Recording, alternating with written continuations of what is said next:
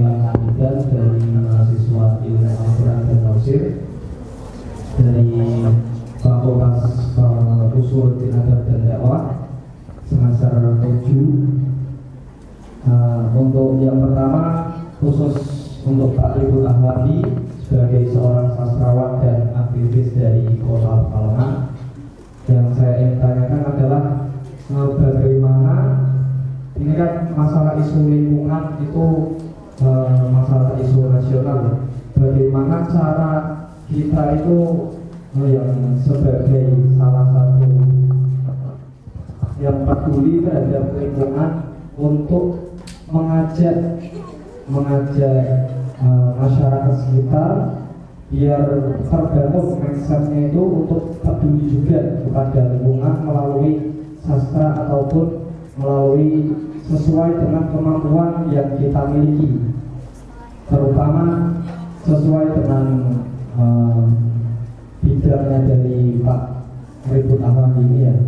Kemudian selain itu yang pernah saya berarti semester kemarin ada tugas untuk analisis terhadap masalah di masyarakat, itu dari kelompok kami kejatahan untuk menganalisis isu darurat sampah. Nah ini ketika kami mencoba mencari narasumber dari BLH, kemudian dari TPS 3R dan masyarakat, itu yang faktor utama dari darurat sampahnya adalah mindset dari masyarakat yang masih cuek atau tidak peduli dengan apa yang dihasilkannya, maksudnya apa yang sudah dipakai kemudian menganggap sampah itu bukan tanggung jawab dari diri sendiri.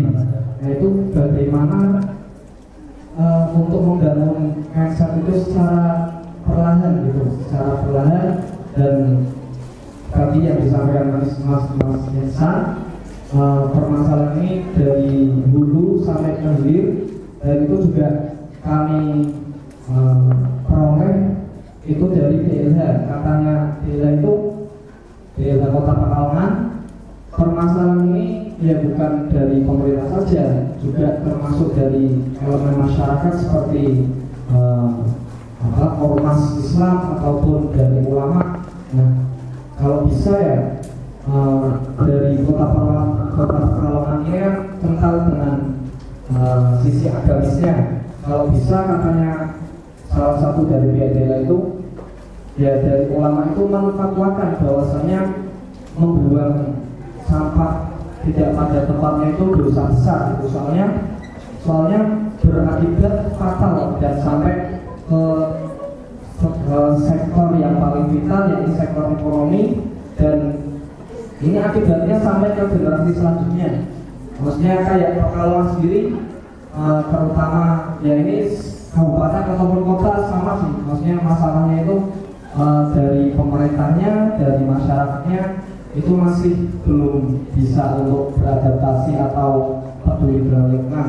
Contohnya dari kalangan atas, misal pengusaha batik itu kan membuang limbah batiknya itu langsung ke sungai, maksudnya jadi sungai itu tercemar dan membuat baunya itu sangat menyengat dan tidak ramah lingkungan gitu. Dan untuk khusus Mas Ihsan dari perwakilan Pandawara, bagaimana cara menciptakan atau membangun sirkel pemuda untuk yang peduli lingkungan dengan sesolid itu dan sekonsisten Pandawara itu ada tips ya? Oke. Ya, tipsnya enggak gitu. Terima kasih. Oke, sama-sama. Terima kasih atas pertanyaannya. Monggo silakan Pak Ributullah atau Kak Ihsan dulu nih. Oke, aku dulu ya. Boleh. Dia nanyanya ke aku dulu. Oke. Gimana sih caranya supaya caranya gini, ciptakan mitos baru.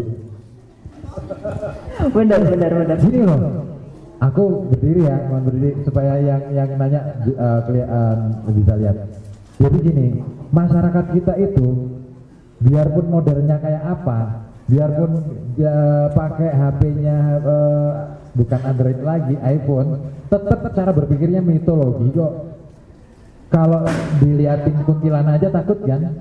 Nah, bikin mitos yang akhirnya membuat masyarakat takut buang sampah gitu loh. Oh, itu efektif. Itu mitos itu ya. Tangkap dulu, mitos itu adalah cara kerangka berpikir masyarakat ketika sebelum mengenal ilmu pengetahuan. Maka mitos itu ya bisa dikatakan sebagai bagian dari sejarah ilmu pengetahuan. Problemnya hari ini adalah kita menganggap mitos adalah sesuatu yang harus kita buang jauh-jauh. Jangan salah, ilmu pengetahuan barat itu lahir justru dari mitos. Filsafat Yunani lahir dari mitos semua. Gitu loh. Ilmu psikologi dari cerita mitologi Psike. Pokoknya banyak banget. Nah, jadi bikin mitos. Ada satu pengalaman yang menarik dituturkan oleh senior saya Pak Toto Raharjo. Beliau adalah pentolannya Kiai Kanjeng. Kalau teman-teman tahu, Kiai Kanjeng itu yang bersama dengan Mbak Ainun Najib. Nah, beliau itu ingin membuat sebuah gua itu tidak dicoret-coret, tidak diambil batu-batunya, batu-batu akik terutama, tidak dicuri, tidak diambil secara berlebihan. Lalu apa yang dilakukan oleh beliau? Beliau bikin mitos bersama orang-orang lokal. Nah, caranya gimana? Bikinlah mereka semacam arca baru. Jadi bikin patung, dibikin arca gitu, terus dipendem, dibikin drama lah. Terus si orang ini kemudian disuruh gali gitu, soalnya itu ketemu. Nah, terus dibikinlah cerita tentang patung ini, bahwa patung ini bakal, kalau kamu nyentuh patung ini begini dan macam-macam. Akhirnya apa yang terjadi? Gua itu sampai hari ini nggak dicuri batu-batunya. Kenapa bisa begitu? Karena alam bawah sadar masyarakat Indonesia adalah alam bawah sadar mitologi. Jadi kalau kamu pakai pendekatan sains, pasti Allah gitu aja. Iya, mau bikin iya sih, kita bisa jelasin sainsnya, keren gitu. Enggak kalah kok orang-orang Indonesia ngomongin soal sains, tapi berhadapan dengan masyarakat, aduh, selesai sudah. Makanya benar, peran dari tokoh-tokoh agama, ulama ngomong aja bahwa kalau buang sampah di situ, oh omamu jeblok, omamu meledak gitu, omamu bakal kebakaran gitu, rumahmu bakal kebakaran, oh itu pasti seru itu kena azab gitu lah. Pakai sinetron inilah ala Indosiar kan boleh ya. Itu jadi gitu. Mitologi itu perlu dibangun untuk meyakinkan bahwa seolah-olah, tapi untuk sesuatu yang baik kan juga nggak masalah kan, daripada kita bohong untuk sesuatu yang jelek. Nah itu saya kira jawabannya. Oke, terima kasih banyak Pak Ribut atas jawabannya. Kemudian Kak Isa nih terkait circle, bagaimana nih Kak?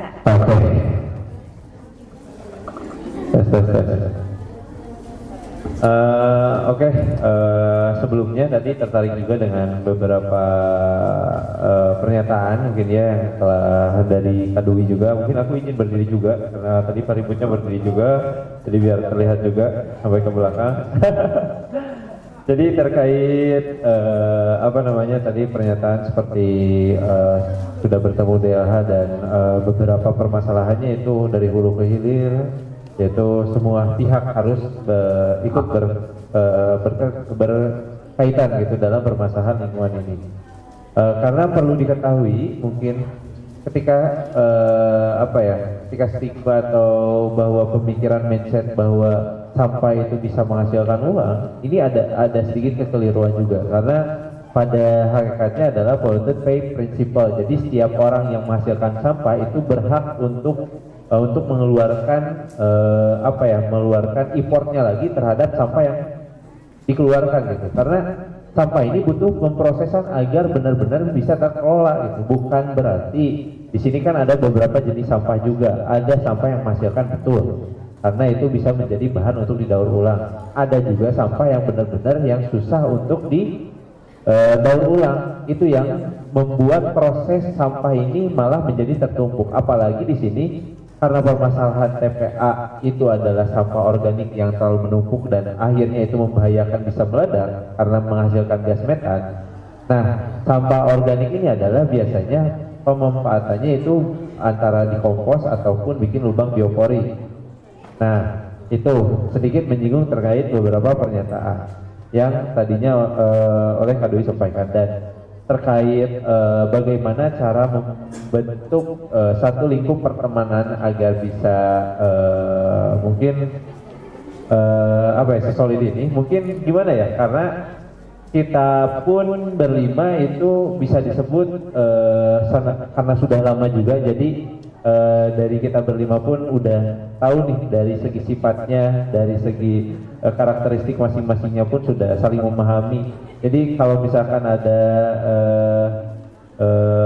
serasa juga udah satu visi juga gitu, dan cuman terkadang masih di dunia pertemanan, apalagi dengan kita visinya itu adalah untuk kita bisa aksi di lingkungan, itu agak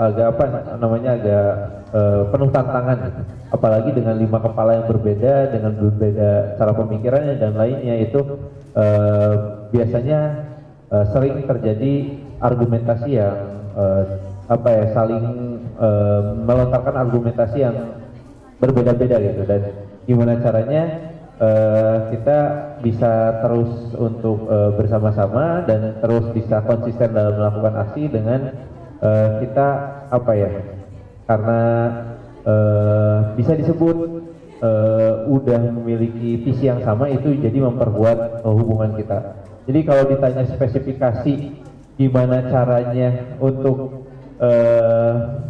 punya sekuat Pandawara, itu kayaknya susah sih untuk dijelaskan secara panjang lebar, tapi yang pastinya kita udah satu visi, udah mengenali karakteristik masing-masing, dan udah punya komitmen bersama-sama. Itu sih yang kuatnya. Cuman di pertengahan jalan ketika mau melakukan suatu kegiatan ataupun untuk program ini bisa terus berjalan, tantangannya itu bakal ada lagi gitu. Untuk yang baru seperti misalkan tantangan udah bosan untuk melakukan kegiatan ataupun sudah capek melakukan kegiatan ini, itu pasti ada. Cuman balik lagi dari antara berlima itu selalu ada yang mengingatkan dengan throwback ke ke visi atau ketujuan kita dari awal. Itu sih.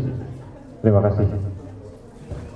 Boleh nambahin ya? Boleh, monggo Bapak. Aku tuh juga punya komunitas gitu ya, dan solid. Jadi salah satu yang kami bangun dalam kesolidan itu adalah ngerasa sama-sama menderita aja dulu deh. Iya, itu penting banget loh. Penderitaan itu adalah sesuatu yang membuat kita akhirnya jadi melompat lebih tinggi, jauh ke depan gitu loh. Nah, makanya jangan pernah menolak penderitaan. Terima saja penderitaan dengan nikmat. Bangsa kita bisa merdeka juga karena penderitaan. Iya, betul.